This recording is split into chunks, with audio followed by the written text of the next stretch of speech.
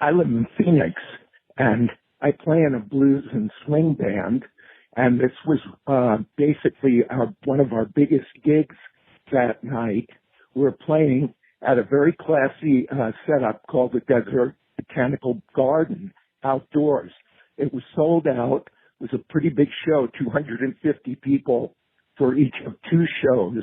I play harmonica and sing, and we killed it. And I've been a wrestling fan ever since I saw Cowboy turn on Bruno Sammartino on TV when I was a kid. Getting ready for the show, I was always trying to figure out what I'm going to wear. And my wife said, well, why don't you go with the vest and T-shirt thing? That's kind of hip looking. So that's what I did. And at the last minute, I said, you know what? I'm going to represent, because this is my swan song. I am going to be retiring from the band after this show and just occasionally appearing.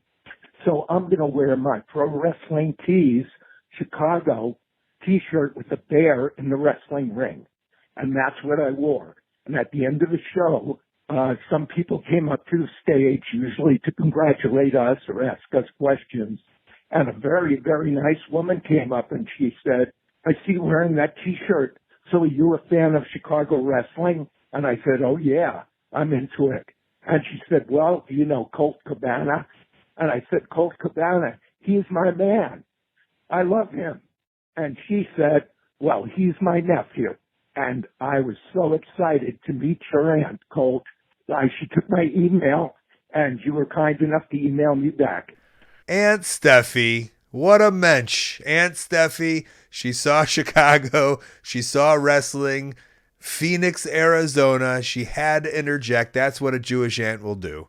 They have to. And I don't blame her for it, and I love her for it.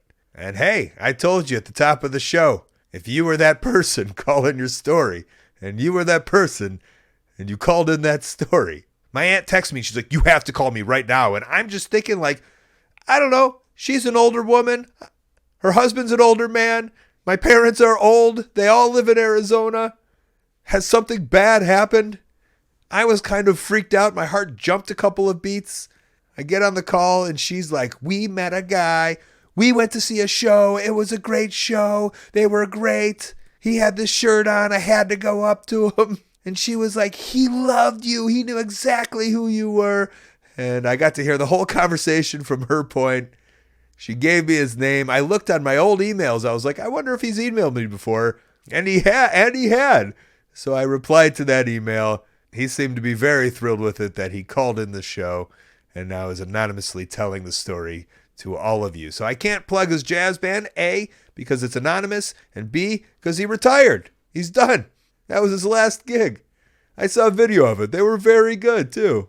I'm sure if you had any plugs, it would be to continue listening to this podcast, and maybe you should call in a story if my aunt has approached you in some way because you're wearing some kind of thing that has to do with professional wrestling. Hey, thanks for watching. That call was part of a whole podcast called Wrestling Anonymous. Listen to the whole thing weekly. Wherever you listen to your podcast, go subscribe. While you're at it, subscribe right here on YouTube to Colt Cabana's channel. Thank you.